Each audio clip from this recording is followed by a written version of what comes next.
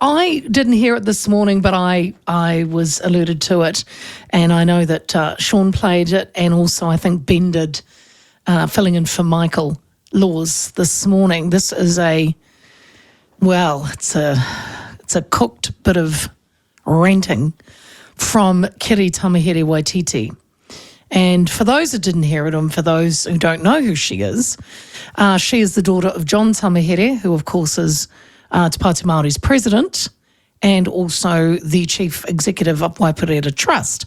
And she is married to Waititi, who we know who he is. Now, I have to say, I heard it, I watched it, and it's just disgusting, really. And I thought, should we play it again? But, because do we give them oxygen? But I thought, no, we do, because I don't like to ignore it. We don't need to ignore things. And I think there's a little bit of swear words in there, Josh, I do believe.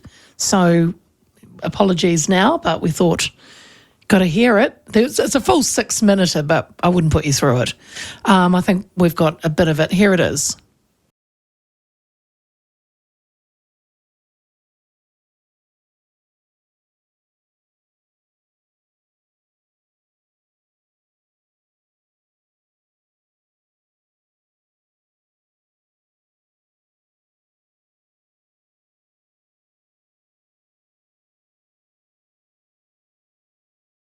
Power that we would have, we could overthrow any government. We could do whatever the fuck we wanted. When are we going to realise how much power we have? Step into that power and assert that power. So that is the very articulate Kiri Tamihere-Waititi, who, for those who don't know, she's a trained clinical psychologist. Was at the University of Auckland, but is now deregistered, thank goodness, out of protest, and has launched herself into lifting whānau order as a legitimate solution to decolonising mental health. I'm just reading verbatim here. She's now dedicating to creating pathways and opportunities to empower te iwi Māori towards emancipation. That being said, she pokes her nose into all sorts of things that advance those kaupapa. Her hobbies are kapahaka and being by herself with nobody around. We thank you for that. And one day wishes to move to Mars. This is true. This is on a page I found, Josh. She wants to go to Mars. I think we should fund that, personally. I think we should fund that. There's a taxpayer-funded thing. Josh, I'm with you. Let her go to Mars. Let's start a Give a Little page. I think we should even let her take some people with her. And absolutely. Kiri Tamihere-Waititi wants to go to Mars, and I say we crowdfund, and we get her there. But, all jokes aside, it is, it's disgusting, isn't it? It is. She's a cooker. To say overthrow any government. Adios. Says, I think the words you're looking for there, Dexter, is haere rā, but we'll take adios. And here's a few other things that are just really grinding my gears is decolonisation, right? Emancipation. Honey, you ain't no slave. You've never been a slave. And this banging on about, poor us. They are just... Let's look at how poor they are. Let's look at John Tamihere, who is taking home $510,679 annually. Yeah, more than the Prime Minister, over $500,000. Then we've got Waititi and Debbie Ngāriwa-Paka, who are both on $195,100 each. As of the 1st of July, because all MPs, in Parliament, they're getting a pay rise, they go to $200,700. And then as of next July, they will both be on $205,600. Back to the very articulate Kiri. She's also Chief of Staff for Te Pāti Māori, which is not allowed. Spouses can't be employed. Yet somehow they've wangled the system and she gets to stomp around in Parliament that she wants to decolonise and emancipate herself from. And this is where it is, to me, it's got to stop. They are milking the Westminster system while trying to bring it down within. And how is that right? These three, well, definitely Tamihere and Debbie and Rawiri, are a wealthy, well-positioned mob who live up large. Don't take, our people. They are living it up. And then they rile up the bottom feeders, the bottom of the rung Māori, to do their dirty work, to make them feel that, they're the ones that are going to hit the car koi tomorrow.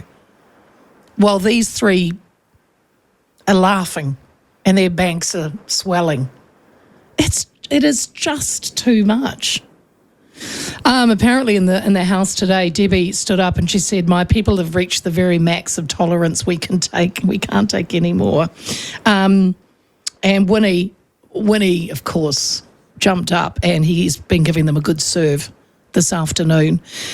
Shane Jones has already said that they are spreading a grievance culture that promotes victimhood, and by telling whānau to strike or go without pay tomorrow, the question is, will Debbie or will Rawiri work for free? No, they will get paid tomorrow.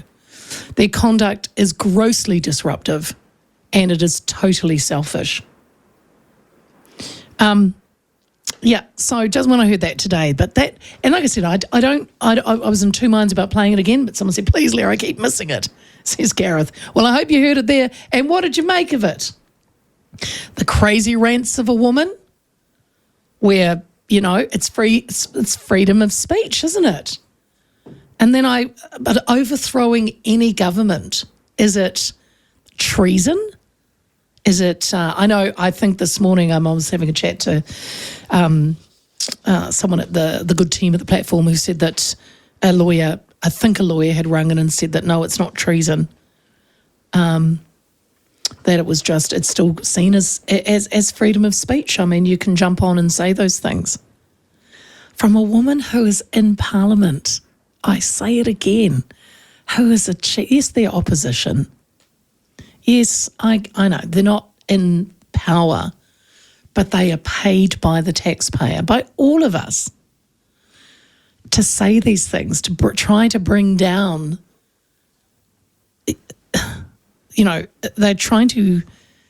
they're milking it and trying to destroy it at the same time.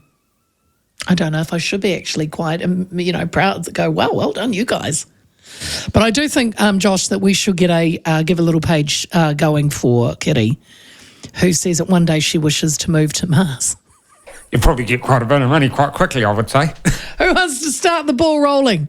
I'll put in $50 to get her to Mars. I think she's already living on another planet. They all are. And the end goal is actually to they're getting more radical. We all agree. They want a revolution. It's becoming fever pitch, and that is what I'm actually worried about. I mean, I'm joking about getting her to Mars, but it is at fever pitch now, I feel. And someone had actually text here, and this is where I read it and I thought, that would be actually quite a good idea, but you don't want to, two wrongs don't make a right, and you don't want to really start. I don't want. Okay, I'll tell you what the text said. How about we call a nationwide protest against Māori radicalism, held on Matarangi Day outside marae and Māori events? How would Te Pāti Māori appreciate that protest? See, now, first I read it, I thought, what an idea. But not, again, they don't speak for all Māori. They don't speak. There will be marae, there will be events, there will be Māori that enjoy Matarangi Day, going about their business, that they don't want, and you don't want protesters outside marae, because not all of them are are in the same cooker camp as what TPM is. Joe's gone, I'm in it. I'm in it to send it to Mars. Imagine what the Martians will say, though. Maybe they can claim that Māori were there first, and that's really where they should be, not all of us. All right, guys. I won't play it again, but 0800 if you want to, tell me your thoughts on it. And when you get and you hear the facts, which I gave you about what they're making, their payments, nearly $200,000 each, yet they can stand there and go on about a Pākehā government and how their people can't take it anymore. It is just beyond me. And as I said, they're riling up the bottom of the rung to dance for them while they sit back and rub their hands. All right, 16 past. I won't, the thing is, I talked about this yesterday and I'll probably talk about it again tomorrow because I think the platform is the only, place that we can talk about this. And I will keep talking about it because I think it's important. And the next thing you know, we don't know how did we get here? How come there's such civil unrest? Because mainstream media wouldn't talk about it. Anyway, I got on their website too to have a quick look, and it's just, I seriously thought, okay, what are they doing? What policies are they doing? What are they actually doing to help their people, help Māori people? And I really couldn't find anything besides, again, going past GST off Aukai. And what was the other one? There were a few there, but they're old. They're not. What are they doing? They're not trying to work policies. They just want to be radical.